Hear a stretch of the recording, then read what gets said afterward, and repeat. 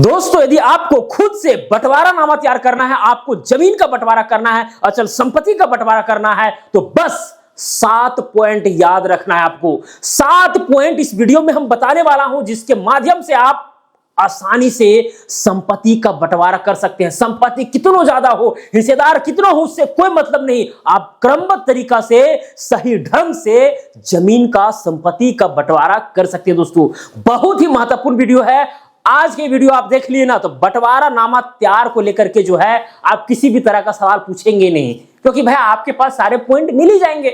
आप खुद से तैयार कर सकते हैं, कहीं जाने की जरूरत नहीं है। अगर भाई कहीं पर गए भी हैं फैसला के लिए, तो भाई आप बता सकते हैं ये पॉइंट भाई इसमें इंसर्ट करो, है कि नहीं। तो भाई काफी महत्वपूर्ण होने वाला है, बने रहना है अंत तक। आपको पूरा जो है फॉर्मेट समझ में आने वाला है कि बंटवारा नामा कैसे बनता है, ताकि भाई आप जो है म्यूटेशन करा पाए, दाखिल खारिज करा पाए, अपने नाम पर जमीन करा पाए। अपने नाम पर जमीन कराने से क्या होता है भाई, आप खुद से जो है, खुद के नाम से जो है आपका रसीद कटता है, आप बैंक लोन ले सकते हैं, ठीक है, जमीन का खरीद बिक्री आसानी से कर सकते हैं, बहुत सारी चीजें होती है, ठीक है, भविष्य में दिक्कतें नहीं होती है। तो चलिए खैर, तो दोस्तों आज की इस वीडियो में जो है बंटवारा नामा जो है आपको सिखाने वाले हैं कि भाई कैसे होता है संपत्ति का बंटवारा, कैसे जो है उसका फॉर्मेट रहता है। हालांकि यूट्यूब पर वीडियो और भी अपलोड है मेरा, ठीक है, लेकिन इस वीडियो के बाद आपका कंफ्यूजन जरा सा भी नहीं रहेगा। दोस्तों मैं पहले ही बता देता हूं, देखिए बंटवारा जो है ना 2 तरह से होता है। एक होता है सहमति बंटवारा, एक होता है कानूनी प्रक्रिया के द्वारा बंटवारा, ठीक है। तो अगर भाई 4-5 हिस्सेदार हैं, 10 हिस्सेदार, जितने भी हैं, ठीक है, अगर उनमें आपसी सहमति बन जाती है, ठीक है, 4 लोगों के बीच जो है सारा कुछ मामला सेटल हो जाता है, भाई बंटवारा हो जाता है, उसको लोग सहमति बंटवारा कहते हैं। या फिर आपस में ही हिस्सेदारगण ही केवल जो है सहमत होकर के, ठीक है, 1, 2, 4 गवाह रहेंगे और भाई बंटवारा कर लेंगे, वो सहमति बंटवारा हो गया। लेकिन यदि हिस्सेदारों के बीच इस तरह से सहमति से बंटवारा नहीं होती है, तो भाई मामला कोर्ट जाता है, पार्टीशन सूट के लिए जाता है, फिर क्या होता है, कोर्ट के द्वारा कानूनी रूप से बंटवारा होता है। तो वो हो गया कानूनी प्रक्रिया वाला। तो यहां पर आज मैं जो चर्चा करने वाला हूं, सहमति बंटवारा के ऊपर चर्चा करने वाला हूं, क्योंकि यही मैक्सिमम होता है। कोर्ट में भाई हर केस नहीं जाता है, लगभग 100 में से मानिए कि भाई 5% के आसपास जो है सो बंटवारा के लिए जाता होगा कोर्ट, है कि नहीं, उससे भी कम, ठीक है, जहां तक मेरा अनुभव कह रहा है। बाकी बात कोई क्षेत्र ऐसा ही, वहां का माहौल ही ऐसा होता है कि भाई चलो कोर्ट में बंटवारा के लिए, अलग बात होगा, है कि नहीं। खैर, अब दोस्तों यहां पर देखिए फॉर्मेट आपको हम बताएंगे, ठीक है, फॉर्मेट, क्योंकि फॉर्मेट ही आपको जो है ना ये रखेगा, मजबूत रखेगा, फॉर्मेट ही आपको समझना है। देखिए दोस्तों, ये है आपका पहला पृष्ठ, ओके, एकदम ध्यान, पृष्ठ बाय पृष्ठ बताएंगे। A4 साइज का पृष्ठ, देखिए यहां पर आपको मैं दिखा देता हूं। देखिए ये सब क्या है, A4 साइज का पेपर है।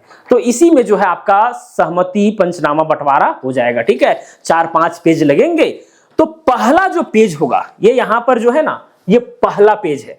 पहला पेज में दोस्तों आपको करना क्या है, 100 रुपया का स्टाम्प पेपर लगाना है। क्या लगाना है, यहां पर जो है ना 100 रुपया का स्टाम्प पेपर रहेगा, 100 रुपया का स्टाम्प पेपर। आप कहीं भी जो है, आप कोर्ट कचहरी के बगल में जो भाई जहां पर स्टाम्प पेपर निकलता है, आप निकाल करके ले सकते हैं इसको, ठीक है। ये है पहला पृष्ठ में, और यहाँ ये वाला चीज जो है ना यहाँ पर खाली रहेगा, ठीक है।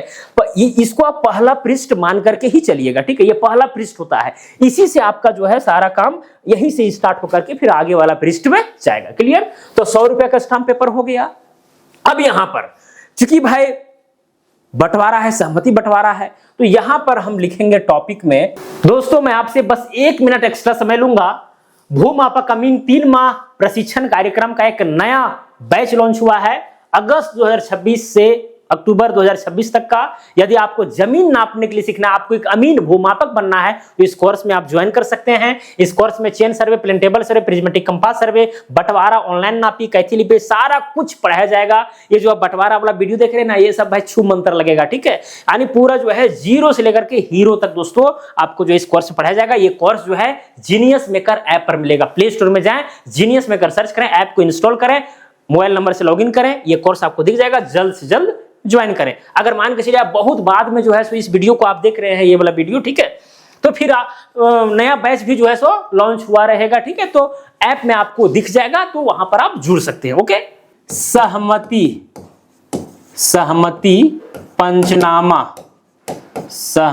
पंचनामा बंटवारा, ओके, यहां अंडरलाइन देना है भाई। किस प्रकार का बंटवारा है? तो सहमति से है, पंचों के बीच है, इसीलिए इसका नाम दे दिया गया सहमति पंचनामा बंटवारा। ओके, अब देखिए ये जो 100 रुपए वाला स्टाम्प पेपर है, आप भाई यहां पर जो है पेन से, हाथ से भी लिख सकते हैं। क्लियर? बेहतर ये रहेगा कि भाई आप टाइपिंग करवा लें, ठीक है। बाकी बात हाथ से भी कई लोग लिखते हैं, जैसी आपकी इच्छा हो, कोई दिक्कत नहीं है, सबका सेम वैल्यू है। बस केवल स्पष्टता होना चाहिए, सही राइटिंग में होना चाहिए। ओके, चलिए अब जो 7 पॉइंट है दोस्तों, अब यहां से शुरू होता है। क्लियर? पहला पॉइंट, अब देखिए यहां पर पॉइंट को हम यहां पर ये पृष्ठ जो है, ठीक है, इससे बाहर रख रहा हूं, ठीक है। इसको भाई यहां लिखना नहीं है, बस आपको ध्यान रखने के लिए। पहला पॉइंट में क्या होता है दोस्तों, जितने भी लेख्यकारीगण है, लेखधारीगण है, उसका डिटेल्स होना चाहिए। ओके, तो यहां पर क्या करेंगे हम, लेख्यकारी, अब एक से अधिक है तो लेख्यकारी गण लिख दीजिए, लेख्यकारी गण। तो लेख्यकारी गण कौन कौन है, ठीक है। तो जितने भी हिस्सेदार हैं सबका यहां पर जो है सो डिटेल रहेगा, नाम रहेगा, ठीक है, पिताजी का नाम रहेगा, जाति कर देना चाहे जाति रहेगा, एड्रेस रहेगा। क्लियर? तो यहां पर मान के चलिए कि भाई पहला हिस्सेदार है गोपाल, ठीक है, गोपाल राय। ओके, गोपाल राय। दूसरा है, ठीक है, दूसरा है प्रभु राय, ठीक है। अगर सबके पिताजी सेम हैं, ठीक है, तो इसी तरह से पहला गोपाल राय, दूसरा प्रभु राय, ठीक है, तीसरा जो भी है उसका नाम लिख करके, तीनों के पिता ये, और ग्राम प्लस पोस्ट ये, ठीक है, थाना ये, अंचल ये, जिला ये, राज्य ये, इस तरह करके जो है सबको लिखना है। अगर पिता अलग अलग हो तो फिर यहाँ पर गोपाल राय पिता ये, ठीक है, प्रभु राय पिता ये, इस तरह से भी मतलब पूरा स्पष्टता होना चाहिए कि भाई कौन किसका वल्द है, ठीक है। तो ये सारी चीजें, प्रभु राय, ठीक है। और भी एक हिस्सेदार का हम नाम ले लेते हैं, जामुन राय। ये 3 हिस्सेदार हैं दोस्तों। अब तीनों के पिता, अब यहां पर तीनों हिस्सेदार लिखा गए हैं, तीनों के पिता,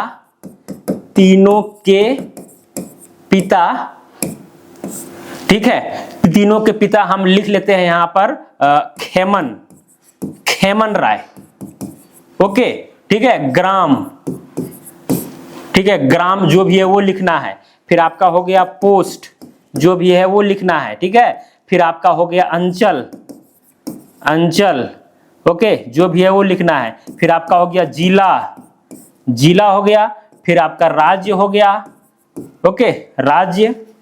ये सारा कुछ जो है सो लिख देना है। लिखने के बाद अब यहाँ पर तो भाई जितने लेखकारीगण हैं, ठीक है, तीनों हिस्सेदार और भी अगर हिस्सेदार है, जितने भी हिस्सेदार हैं सबका यहाँ पर डिटेल लिखा जाएगा, एड्रेस लिखा जाएगा, जाति लिखना जाति भी लिख सकते हैं, ठीक है, ये सब लिखा गया। ओके, यही डिटेल जो है पहला बिंदु में है दोस्तों।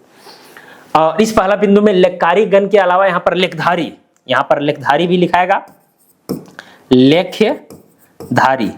देखिए लेखकारी का मतलब होता है लिखने वाला, लेखधारी का मतलब होता है जो लिखा हुआ चीज है उसको वो धारण करेगा। तो यहां पर चूंकि बंटवारा हो रहा है, बंटवारा में होता क्या है कि हम उसको लिख रहे हैं, वो हमको लिख रहा है, वो उसको लिख रहा है, फिर वो उसको लिख रहा है, वो हमको लिख रहा है, हम उनको लिख रहे हैं, ठीक है। तो इस तरह से सब एक दूसरे को लिखते हैं। तो यहां पर जितने भी लेखकारी हैं, ठीक है, लेखधारी गण, जितने भी यहां पर लेखकारी गण हैं वही क्या है, लेखधारी भी है, ठीक है। तो यहां पर हम लिख सकते हैं, ठीक है, लेखकारी गण ही, लेख्यकारी गण ही लेख्यधारी भी हैं, ठीक है। एक यहां पर एक और वर्ड लिखाता है बहक एक दूसरे को, ठीक है, बराबर हक, बराबर हिस्सा एक दूसरे को, इस तरफ से। लेकिन इतना ही लिखना है आपको, काफी है, क्योंकि भाई यहां पर स्पष्टता करना है कि भाई यहां पर लेखकारी और लेखधारी है कौन। तो भाई यहां पर लेखकारी लेखधारी एक दूसरे को सब है। ओके, तो पहला पॉइंट में ये देना है। अब इसमें लेखकारी गण ही, यहां पर फिर से ये सब एड्रेस लिखने की जरूरत नहीं है, बस इतना लिख दिए, क्लियर, ठीक है, इतना क्लियर हो गया। अब इसके बाद दोस्तों लेख्य प्रकार। अब यहां पर दूसरा पॉइंट, अब यहां पर जो है दूसरा पॉइंट आपको याद रखना है, क्या चीज, लेख्य प्रकार। लेख्य प्रकार यानी भाई ये जो यहां पर लिखा जा रहा है, ये जो यहां पर जो तैयार किया जा रहा है डॉक्यूमेंट, वो किस प्रकार का लेख है। तो सहमति पंचनामा बंटवारा है, क्या है, आपसी सहमति पंचनामा बंटवारा है। तो ये आपको जो है क्या करना है, लिख देना है दोस्तों। लिख दिए तो यहां पर पहला पॉइंट दूसरा पॉइंट क्लियर हो गया। 2 पॉइंट में तो कोई दिक्कत नहीं, आपसी सहपति पंचनामा बंटवारा है तो भाई उस चीज को यहां पर लिख दिया गया। अब तीसरा पॉइंट दोस्तों, अब तीसरा पॉइंट के लिए भी यहां पर क्या बनाएंगे, हम यहां पर दूसरा पृष्ठ लेंगे जो पूरा क्या होगा, खाली होगा। A4 साइज का, सेम साइज का पेपर होगा और एक ही कलर का होगा। ऐसा नहीं कि भाई एक थोड़ा सा है व्हाइट कलर का और एक है दूधिया कलर का, वो वाला ठीक है, हिसाब नहीं करना, नहीं तो कल बोलेगा कि भाई ये अलग अलग पेपर कैसे आ गया। एकदम ध्यान दीजिएगा, ये दूसरा पृष्ठ है। ओके, अब दूसरा पृष्ठ में यहां पर तीसरा पॉइंट शुरू होगा। अब ये जरूरी नहीं है कि भाई ये दोनों पॉइंट भाई पहला पृष्ठ में ही तय करना है, ऐसा जरूरी नहीं। बहुत सारे हिस्सेदार रहेंगे तो नाम लिखते लिखते भाई हो सकता है दूसरा पृष्ठ में भी चले जाए। अब जितना जगह लेगा उतना देना है, दोनों तरफ जगह भी छोड़ना है, ठीक है, पर्याप्त मात्रा में। क्लियर। चलिए अब यहां पर तीसरा पॉइंट दोस्तों, तीसरा पॉइंट संपत्ति का संपूर्ण विवरण, ठीक है, या फिर बोलिए जमीन का संपूर्ण विवरण। जमीन का अगर बंटवारा हो रहा है तो यहां पर जमीन लिखिए, जमीन का संपूर्ण विवरण। भाई जहां जहां से जमीन उपलब्ध है इन हिस्सेदारों के पास, उस जमीन का पूरा डिटेल होना चाहिए, तभी ना भाई उसके नीचे फिर बंटवारा वाला पूरा शेड्यूल तैयार कीजिएगा, ठीक है। तो वो चीज है। अब यहां पर जमीन का संपूर्ण विवरण में क्या क्या होगा, तो यहां पर क्या करना पड़ेगा दोस्तों, आपको जो है कॉलम और रो बनाने पड़ेंगे, ठीक है। तो चलिए यहां पर जो है सिंपली कॉलम और रो बनाता हूं, ये देखिए भाई, ठीक है। चलिए हाथ से ही बनाता हूं, कोई दिक्कत नहीं है। ये देखिए यहां पर आपको क्या लिखना है, मौजा। भाई किस मौजा में जमीन है, ठीक है, किस गांव में है, राजस्व ग्राम में है, वो लिखना है। भाई जमाबंदी संख्या क्या है, जमाबंदी संख्या क्या है वो होना चाहिए, ठीक है। खाता संख्या क्या है, खाता संख्या होना चाहिए, ठीक है, खाता संख्या। फिर यहां पर भाई प्लॉट, कौन सा प्लॉट है, प्लॉट संख्या होना चाहिए, प्लॉट संख्या। अब प्लॉट का भाई रकबा क्या है, प्लॉट का रकबा क्या है। फिर प्राप्ति का आधार, प्राप्ति का आधार, ओके। ये इतना सारा कॉलम कम से कम आपको बनाने हैं और यहां पर नीचे इस तरह से रहेगा। अब जितना भी जमीन है भाई सबका डिटेल यहां पर डालिए। भाई कौन से मौजा का है, मान के चलिए कि भाई रामपुर का है, ठीक है, तो यहां पर रामपुर डाल दिया जाएगा, रामपुर, रामपुर मौजा, ठीक है। उसके बाद जमाबंदी संख्या कितना है, मान के चलिए कि भाई जमाबंदी संख्या है 864, तो 864 लिख देंगे। खाता संख्या मान के चलिए 102 है तो 102 लिखाएगा। प्लॉट संख्या मान के चलिए कि 55 है तो 55, या फिर मान के चलिए 550 है तो 550 लिखा गया। रकबा जो है, इस प्लॉट का रकबा मान के चलिए, यहाँ पर रकबा जो है आप प्रयास कीजिए एकड़ और डिसमिल में, कट्ठा धुर बीघा में मत लिखिए, ठीक है, एकड़ डिसमिल में लिखना है, या फिर हेक्टेयर में भी लिख सकते हैं, लेकिन भाई आपको धुर कट्ठा बीघा ये सब में नहीं फंसना है, ठीक है। तो मान के चलिए 1.64 एकड़ है, ठीक है, क्या है, एकड़, यहाँ ए दर्शा देना है। तो 1 एकड़ 64 डिसमिल हो जाएगा, दशमलव के बाद 2 डिजिट डिसमिल को दर्शाता है। 1 एकड़ 64 डिसमिल हो गया। प्राप्ति का आधार क्या है, तो खतियान, अगर खतियानी जमीन है तो यहाँ पर खतियान लिखाएगा, अगर खतियानी नहीं है, अगर केवालगी जमीन है तो केवालगी, अगर कहीं से भाई दान में मिला है तो दान पत्र, ठीक है। प्राप्ति का आधार जो भी है वहां पर लिख देना। यहाँ पर चौहद्दी वगैरह लिखने की जरूरत नहीं है, जो बंटवारा वाला जो शेड्यूल बनेगा उसमें लिखना जरूरी है, ठीक है। तो इतना लिख दिए दोस्तों। फिर इसी तरह से आप मान के चलिए इसी खाता संख्या में एक और प्लॉट है, मान के चलिए कि 558, ठीक है, 558 है और इसमें है 52 डिसमिल जमीन, तो 0.52 लिखाएगा एकड़, 0.52 एकड़। कई लोग क्या करते हैं 0.52, ठीक है, ये लिख करके उसके बाद यहाँ डिसमिल लिखा देते हैं। भाई ये 1 डिसमिल भी नहीं है, ये 0.52 डिसमिल नहीं लिखना है। फिर यहाँ अगर 52 डिसमिल जमीन है तो 0.52 यहाँ एकड़ लिखना है। कई भाई यहाँ पर केवाला में हमने देखा है, क्या बोल रहे हैं, ठीक है। हालांकि फिर हिंदी में लिखा हुआ रहता है तो भाई मामला केवाला वगैरह में क्या है कि भाई डिजिट में भी लिखा होता है, हिंदी में लिखा होता है, तो क्लियर हो जाता है, ठीक है। चलिए खैर, तो ये हो गया। अगर खतियानी वाला है तो भाई यहाँ पर डबल डैश दिखा दीजिए, अगर भाई यही खाता संख्या का है। अगर मान के चलिए मौजा चेंज हो गया, आप कहीं पर ऐसा भी हो सकता है कि उसी राजस्व वही अंचल में जो है दूसरे मौजा का भी जमीन है, ठीक है, तो भाई आप जो है यहाँ पर और मौजा का नाम यहाँ पर चढ़ा सकते हैं, ठीक है, और उसका जमाबंदी संख्या डाल सकते हैं, ठीक है, प्लॉट संख्या डाल सकते हैं, रकबा क्या है वो सब भी डाल सकते हैं। मान के चलिए रामपुरे का है, ठीक है, रामपुर मौजा का ही है, जमाबंदी संख्या इसका चेंज हो गया चूंकि वह खरीदा हुआ जमीन था। मान के चलिए कि भाई 2018 है, ठीक है, जमाबंदी संख्या।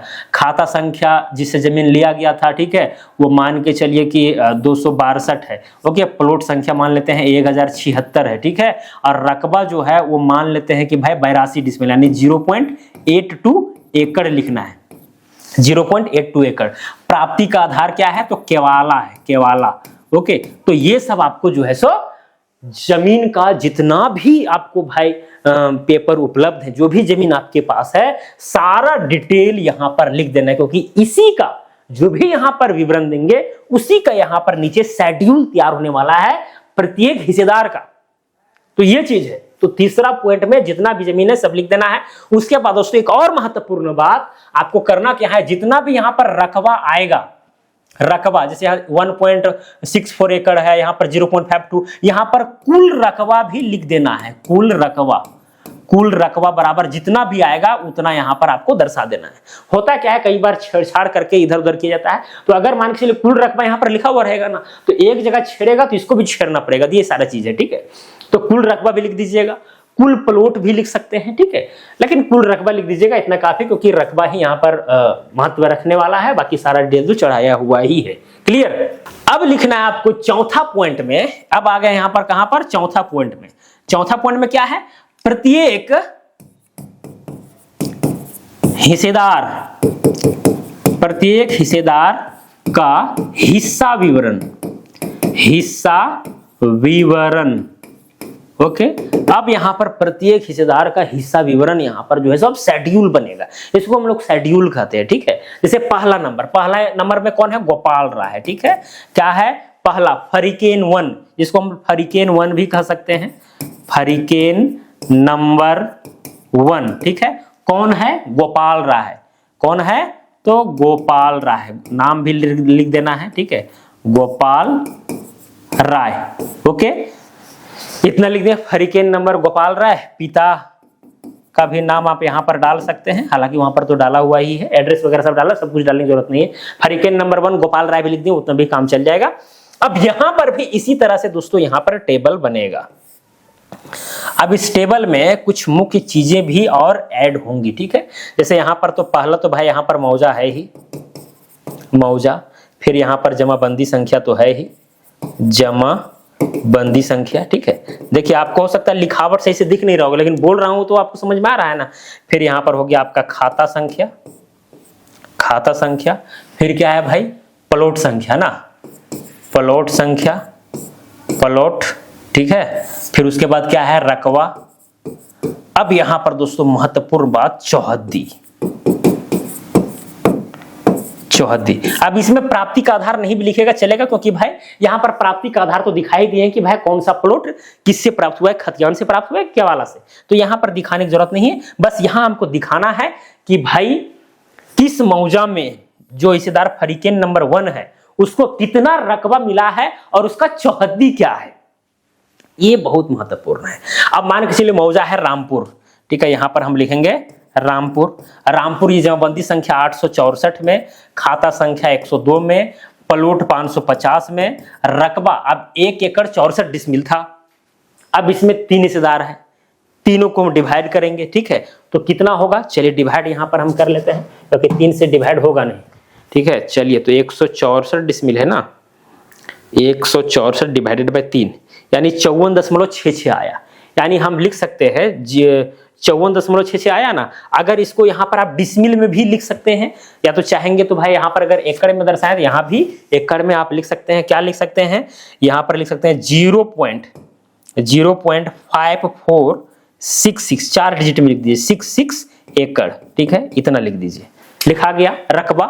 अब भाई इसको इस प्लॉट में किधर हिस्सा मिला है उसका चौहद्दी डालना पड़ेगा। मान के चलिए कि भाई ये जो प्लॉट है, कहां दिखाऊं भाई, मान के चलिए ये प्लॉट था, अब इसमें 3 हिस्सेदार थे, तो एक हिस्सेदार पहला इधर है और दूसरा इधर है और तीसरा को इधर मिला। या फिर मान के चलिए कि भाई यहां पर यहां पर जो है ना पहला को ले लेता हूं, कहां गया भाई, यहां पहला को मिला है, यहां दूसरा मिला है और यहां तीसरा को मिला है, ठीक है। अब पहला का जब चौहद्दी डलाएगा तो भाई इधर है उत्तर, तो उत्तर में जिसका भी प्लॉट होगा, मान के चले किसी का प्लॉट होगा, राम प्रवेश का है, ठीक है, राम प्रवेश का है, ओके। तो है क्या दोस्तों, उत्तर में राम प्रवेश लिखाएगा, ठीक है, जो भी राम प्रवेश राय हो, राव हो, राम हो, जो हो लिखाएगा, ओके।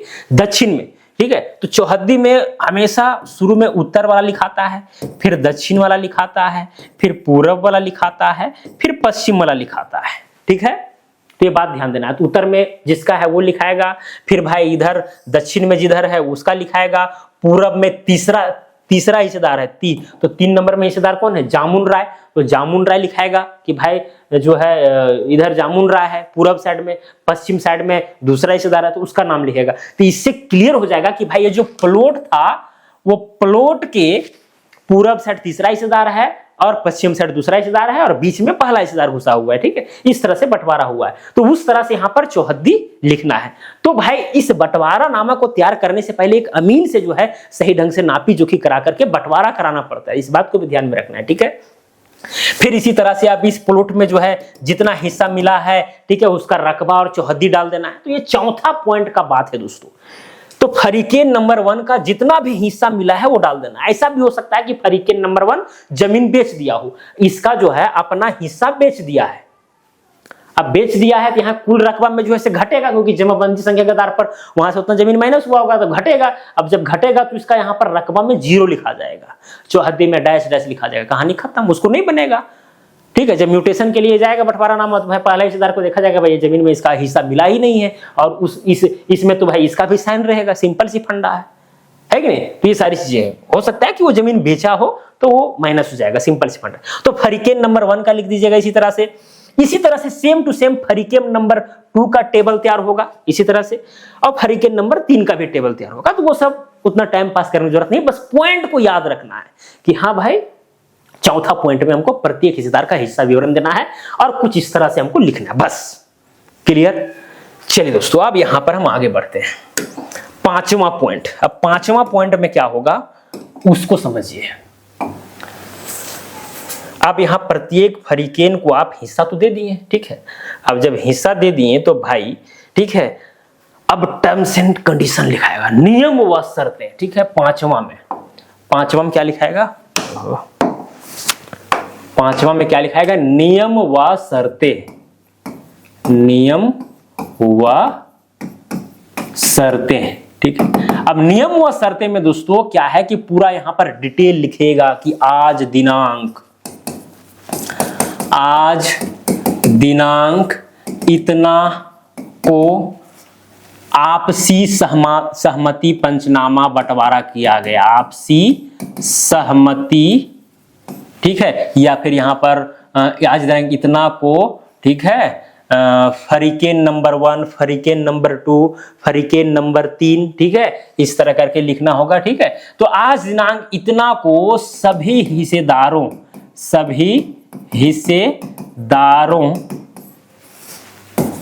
के समक्ष सहमति पंचनामा बंटवारा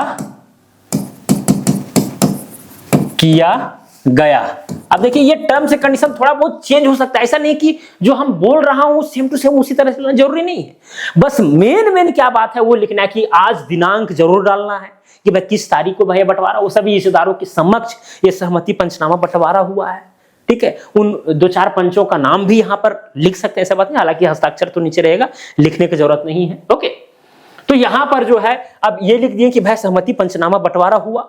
उसके बाद यहां पर क्या है कि भाई सभी जो है फरीकेन या फिर हिस्सेदार अपने होशो हवास में, ठीक है, अपने होशो हवास में बिना किसी दबाव के इस बंटवारा को सफल बनाए हैं, ठीक है, ठीक है। या इस सहमति पंचनामा बंटवारा में भाग लिए हैं। ठीक है, इस बंटवारा के बाद इसी तरह से और आगे लिखना है, इस बंटवारा के बाद जो है भविष्य में किसी तरह का भी कोई भी फरीकेन या हिस्सेदार जो है आपत्ति नहीं करेंगे। ठीक है, किसी तरह का वाद विवाद नहीं करेंगे, साथ में इसके वंशज भी नहीं करेंगे। क्लियर। साथ में भाई यहां पर जो भी बंटवारा हुआ है, इस बंटवारा के तहत सभी फरीकेन अपने अपने नाम से जो है जमाबंदी खुलवा सकते हैं। ये बंटवारा नामा तैयार करने का मतलब क्या हुआ कि भाई बंटवारा अलग अलग हो गया तो अपना जमाबंदी खुलवाइए, अपना आप टैक्स भरिए, अपना अपना, सिंपल सी बात है। तो जमाबंदी भी खुलवा सकते हैं। तो यहाँ पर मेन चीज क्या, आज का दिनांक वगैरह डालना है, कौन सा बंटवारा वो लिखना है कि किसी का ना दबाव में किया गया ना ही बहकाव में किया गया। ठीक है, और पूरे होशो हवास में किया गया है। क्लियर, समझ में आ रही मेरी बात। तो ये सारा चीज यहाँ पर लिख देना दोस्तों। जो भी टर्म्स एंड कंडीशन आपको लगता है कि ये सब मामला में भाई यहाँ पर आगे सिचुएशन बिगड़ सकती है, तो आप उस चीज को जो है सो लिख सकते हैं। फिर जो है अगर सभी लोग सही से जो है सो काबिज वगैरह हैं, ठीक है, तो भाई वो भी लिख देना है कि सभी जो है सभी हिस्सेदार अपने अपने जगह पर काबिज हैं। तो ये सब करने के बाद दोस्तों अब आता है छठा पॉइंट। छठा पॉइंट में क्या होगा, हिस्सेदारों का हस्ताक्षर। ओके, पहला नंबर जो भी है उसका हस्ताक्षर, दूसरा नंबर जो भी इसका हस्ताक्षर, तीसरा नंबर जो भी है उसका हस्ताक्षर। हस्ताक्षर हो गया तीनों हिस्सेदार का, ठीक है, या जितने भी हिस्सेदार है सबका हो गया। अब यहां पर आती है बात गवाह का।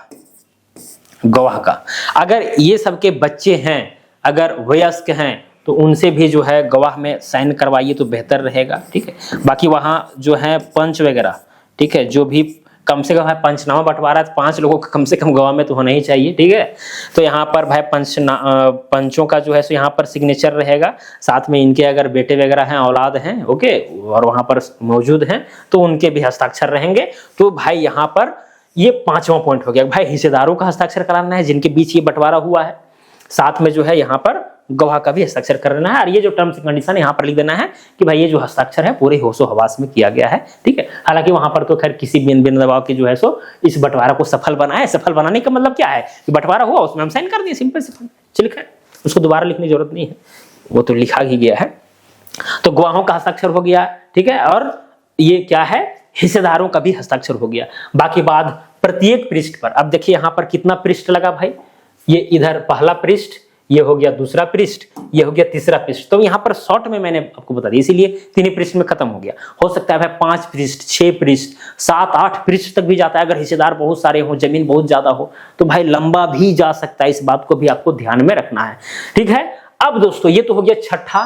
अब आता है 7वां नंबर में। 7वां नंबर में क्या है कि भाई इसके साथ कुछ पेपर भी अटैच करने होंगे, और वो क्या है, तो जैसे कि आपका हो गया वंश वृक्ष। वंश वृक्ष, ठीक है, कि भाई जो जमीन है जैसे खतियानी है या केवालगी है, किसको कितना हिस्सा मिलेगा वो वंश वृक्ष से ही तय होगा ना।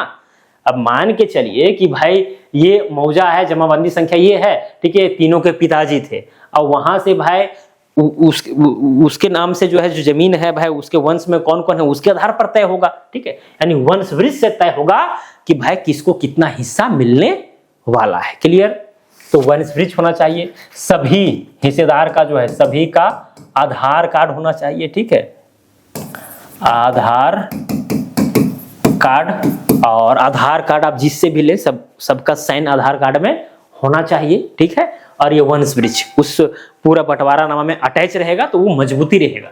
तो दोस्तों ये 7 पॉइंट है, बस इतने ही आप याद रखें। जीवन में कभी भी बंटवारा को लेकर के दिक्कत नहीं होगा। आप सेंटेंस को थोड़ा बहुत इधर उधर करिए, कोई दिक्कत नहीं, लेकिन ये 7 पॉइंट जो मैंने बताया है ना, उसको बस दिमाग में केवल बैठा करके रखना है, अपने आप जो से लिखा जाएगा। ऐसा नहीं कि एकदम सेम टू सेम जैसा मैंने बताया उसी तरह से होगा, ऐसा कुछ नहीं है। एक आध कॉलम आप अलग से, अब इसमें भी जो है आप चौहदी ऐड कर दीजिए, उससे क्या फर्क पड़ेगा भाई, समझ रहे मेरी बात। तो वो चीज जो है यहाँ पर मैनुअली कुछ आप जो है सो बदलाव भी कर सकते हैं, ऐसा नहीं कि हूबहू ऐसा ही। बस आप पॉइंट केवल छोड़िएगा नहीं, जो पॉइंट मैंने आपको बताया है उसके महत्व के विषय में भी आपको बताया, तो वो सब छोड़ना नहीं है। क्लियर, तो इस तरह से दोस्तों, ठीक है, ये जो है पूरा तैयार हो जाएगा। सरपंच साहब का जो है सभी पेज में इधर लेफ्ट साइड में जो है सो साइन हो जाएगा। ओके, और दोस्तों एक बात, ये जो हस्ताक्षर जो हुआ है सभी हिस्सेदारों को जो हस्ताक्षर हुआ है ये तो भाई ये लास्ट पृष्ठ में हुआ है। सबसे बड़ी बात यहां पर ये जो है दोस्तों, यहां पर ये जो पहला नंबर जो पृष्ठ देख रहे हैं यहां पर भी इस तरह से जो है पहला हिस्सेदार का यहां पर सिग्नेचर, दूसरा हिस्सेदार का तीसरा, पहला पृष्ठ में साइन होना चाहिए, दूसरा पृष्ठ में भी साइन होना चाहिए, इसी तरह से इधर किनारे जगह वो छोटा रहता है ना, साइन होना चाहिए। तीसरा पृष्ठ में खैर यहां हो ही गया है फाइनली। तो जितना पृष्ठ में साइन नहीं था सब में इधर जो किनारा जगह बचा हुआ रहता है उसमें साइन करा लेना, सभी पृष्ठ में होना जरूरी है। ऐसा नहीं कि केवल ये वाला, नहीं तो बोलेगा कि भाई नहीं तो कल होकर के यही हिस्सेदार बदल जाएगा कि अरे ये पेज कहां से आ गया, ये पेज तो उस समय नहीं था, ये वाला नहीं था, ये गलत है, बाद में इंसर्ट किया गया, ऐसा हो सकता है ना। इसीलिए इसमें भी साइन होना जरूरी है। क्लियर। और अगर संभव हो तो हस्ताक्षर, ये तो हिस्सेदारों का हस्ताक्षर है ही, बाकी बात आप चाहें कि नहीं हस्ताक्षर के अलावा हम इसको और थोड़ा मजबूत बनावें तो यहां पर एक और नीचे ऐड कर सकते हैं हिस्सेदारों का 5 अंगुलियों का साइन। ठीक है, तो फरीक नंबर 1 का 5 उंगली का निशान, ठीक है, इस तरफ से 5 उंगली का निशान रहेगा बायां हाथ का। फिर दूसरा फरीकेन नंबर 2 का भी निशान रहेगा, फरीकेन नंबर 3 का भी निशान रहेगा। समझ में आया? ओके, तो इसी के नीचे ये जो हिस्सेदारों का हस्ताक्षर है ना, इसके ऊपर हालांकि जो है ये 5 अंगुलियों का निशान जो है ना बेसिकली इसके ऊपर होता है। ठीक है, तो यहाँ पर जो जगह बचेगा वहां पर जो है आप स्टेप बाय स्टेप उसको भी इंसर्ट कर सकते हैं। हालांकि इतना काफी है, लेकिन फिर भी 5 अंगुलियों का अगर निशान भी आप चाहते हैं तो उसको भी बीच में ऐड कर सकते हैं। ठीक है, कोई बड़ी चीज नहीं है दोस्तों। जैसे देखिए ये वाला पृष्ठ है ना, जैसे यहाँ पर हस्ताक्षर आ गया, यहाँ पर भी जो गवाह आ गया, यही बात है ना। तो यहाँ पर जो है जैसे फरीकेन नंबर 1, ठीक है, फरीकेन नंबर या हिस्सेदार नंबर 1 के बाएं हाथ के 5 अंगुलियों का निशान। ओके, यहां पर 5 अंगुलियों का निशान हो जाएगा, 1 2 3 4 5। ओके, इसी तरह से हिस्सेदार 2 का 5 अंगुलियों का निशान, हिस्सेदार 3 का 5 अंगुलियों का निशान। थोड़ा सा पता चलेगा एक पेज साइन कराने में ही चला जाएगा। और दोस्तों एक चीज और, ठीक है, सभी पृष्ठ में पेज नंबर होना अनिवार्य है। ठीक है, जैसे ये पहला पृष्ठ था, क्योंकि पेज भाई कहीं घट बढ़ ना जाए, कोई इंसर्ट ना कर दे, इसीलिए जो है ये तो आपका पेज नंबर ये तो है ही। ठीक है, ये आपका पेज नंबर 2 हो जाएगा। ये अच्छा सॉरी, यही पेज नंबर 2 था ना, ये पेज नंबर 2 हो गया और ये पेज नंबर 3 हो गया। सभी में पेज नंबर होना जरूरी है। क्लियर। और ये टर्म्स एंड कंडीशन में कभी कभी ये भी लिखा दिया जाता है कि ये जो सहमति पंचनामा बंटवारा है वो इतने पृष्ठों में, 5 पृष्ठों में, ये 6 पृष्ठों में तैयार किया गया है सिग्नेचर तक। बाकी बात उधर जो अटैच कर रहे हैं वो अलग चीज है। ठीक है, वो ऐसे अटैच किया हुआ है। क्लियर। तो कितना में एग्रीमेंट तैयार हुआ है वो पृष्ठ का संख्या भी आप जो है ये टर्म्स एंड कंडीशन में, नियम व शर्तों में आप लिख सकते हैं। तो ये सारा चीजें अब इतना कर दिए दोस्तों, बहुत कुछ है। ओके, अब सारे हिस्सेदार जो है बंध जाएंगे, बंटवारा आपका सफल हो जाएगा, कहीं कोई दिक्कत नहीं होगा। आप भाई अपने नाम से जमाबंदी खुलवाइए, नो टेंशन, नो फिक्र। ओके, तो चलिए दोस्तों, मुझे उम्मीद है कि वीडियो आपको अच्छा जरूर लगा होगा। आज के लिए इतना ही, हम मिलेंगे अगला वीडियो में। जय हिंद, जय भारत।